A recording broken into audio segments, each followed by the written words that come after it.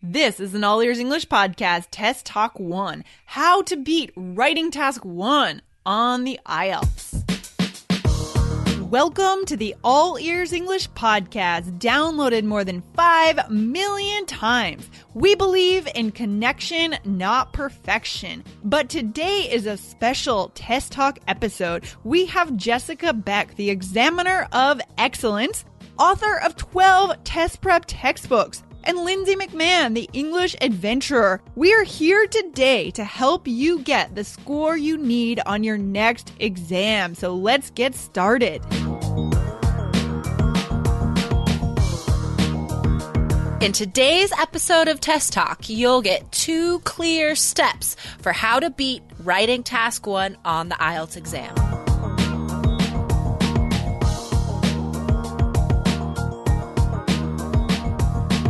Hey, Jessica, what's up? How are you doing today? I am doing wonderfully. How are you, Lindsay? I'm great, and I want to ask you a question today. Oh, please do. So I'm curious. Well, I'm going to ask you a lot of questions today, but just this one question to start off here. So I'm curious about the writing section of the IELTS test. Yeah. Yeah, what's on that writing test? What's on that section? It's actually split up into 2 tasks. Writing task 1 is shorter. It has to be at least 150 words, and it's usually about a graph or a table and sometimes a map. Task 2 is longer, 250 words, and it's like a 4-paragraph essay, like an opinion essay, for example. So task 2, even though it's longer, is actually easier because it's the student's own thoughts. But task 1 just honestly baffles. It just confuses most people. Oh, so generally interpreting something like a map or a graph, something like that. Yeah, even when I first started teaching IELTS and I had to take the exam myself to, start my preparation to teach it. And I didn't know how to answer task 1. It's not, I studied languages. I didn't study anything related to charts and graphs and statistics. So yeah, it's tough. Right. So how can people actually start to attempt to prepare for that? I mean, what would you actually do if you're trying to attack that part of the writing test? Yeah, so step by step. After teaching IELTS for, goodness, it's been about a decade now, I created a 3-step system to how to plan and prepare for your task 1 essay. So I'll just give you an example. The most common task 1 question I call change over time, and it's usually a line graph, and it shows you information that changes over time. So, for example, like the increase in population of koala bears or whatever it might be. The topics are kind of random. Yeah, so it's all about increasing and decreasing. So one really good way to prepare is to read the business section in the newspaper, because that has all the vocabulary you would need, like increase, decline, drop, skyrocket, stuff like that. But also how to plan for the essay. It should be simple. You have to keep it simple and keep it clear. So the essay should only have 3 paragraphs. The first paragraph has to paraphrase the test question and then have an overall trend.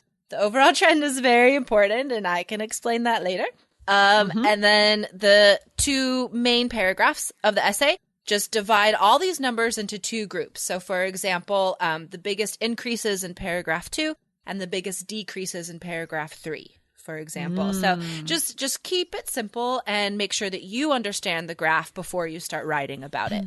Wow, this is so helpful. I mean, having a framework really changes everything, doesn't it, Jessica, when you attempt to pass an exam? Oh, of course. I mean, especially on test day, you're so nervous and there are so many thoughts going through your head about if you prepared enough or what this is going to do for your future. And it's really scary. So as long as you have this sort of fundamental framework in your head and you've practiced it as much as you can, that's all you can do. Like, that's the best you can do. And hopefully that'll stick in your head when you take the test.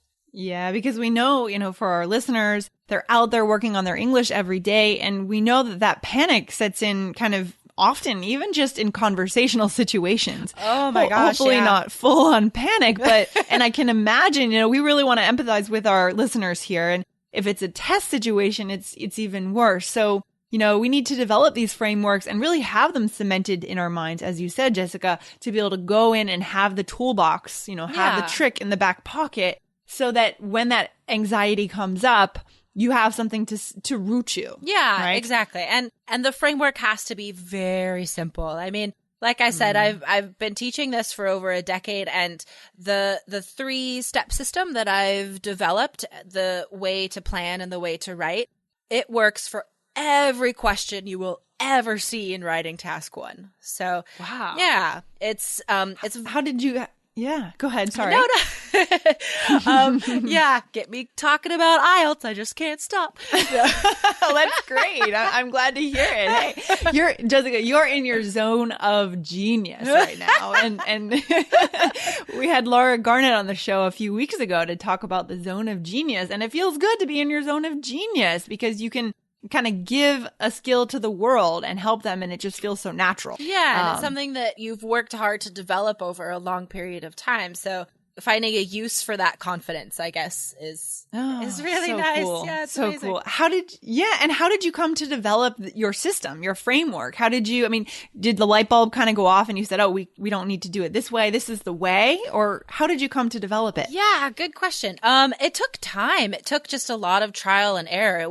I was developing curriculum and teaching at the same time. So it was sort of as I was teaching the students, I was also learning myself. So I developed a longer, I guess it was thinking of advice for each type of question and then realizing that I could take the essential advice, the most important advice, and it would work for every question. So it was about making it clear to the students, but also making it clear to myself about the easiest way to teach it, I guess.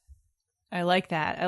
Okay, so systems work, guys. Keep it in mind here. So just to kind of recap this framework. So you said the idea is to go to the business section, and I'm guessing you could even look at, the section that focuses on economics, right? Especially maybe go back to the crash of 2008 and look at the literature or the news from, Oh, for sure. You will get all the vocabulary you need.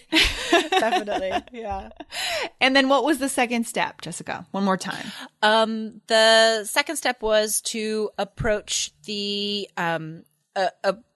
what was the second step? The second step was to approach the essay by having a sound system of planning. So when you look at the graph, you have to be able to organize it into 2 groups of numbers. And those are the 2 main body paragraphs of your essay. Perfect. And was there a final step, or was that it? Was that the system right there? Well, the system for writing is a lot more, not a lot more detailed, but it's a little bit more detailed than what we have time to talk about today. So yes. I would have to show you an example and show you how to plan. So that's something that we'll address later. But in general, those are the 2 important things to do. Awesome. Thank you so much for this today, Jessica. This has been fantastic. And don't worry, guys, we're going to come back to each of these points at some point here very soon, and we're going to dig deeper into the IELTS exam. Yeah, and I can't wait to hear what questions that you guys have as well. So maybe we could do a whole episode of just your questions about writing task 1 or your questions about writing task 2. So please let us know, because I would love to talk about what you want to hear. Ooh, I like that idea. So guys, keep your questions coming in, and we're going to let you know at the end of this episode how you can actually get an opportunity, a chance to talk with Jessica for 15 minutes for an evaluation from Jessica. Come talk to me. Yeah, so we'll find out about that in just a few seconds. Thanks so much, Jessica, for hanging out today. Thank you, Lindsay. Enjoy your evening. You too. As you heard in the show, you have the opportunity to enter into a contest to get your speaking evaluated by Jessica, the Examiner of Excellence at All Ears English. You can also get a cheat sheet so you can understand exactly what the examiner wants on the IELTS speaking section. Go to allearsenglish.com/evaluation, download your cheat sheet, And then you can fill out our one-question survey to be entered into this contest to get your speaking evaluated. So we'll see you over at allearsenglish.com/evaluation. That's allearsenglish.com/evaluation. If you believe in connection, not perfection, and you want to put your ears into English more often, please subscribe to our podcast in iTunes on your computer or on your smartphone. And hey, if you liked today's show, please let us know with a review in iTunes. Thanks so much for listening and see you next time.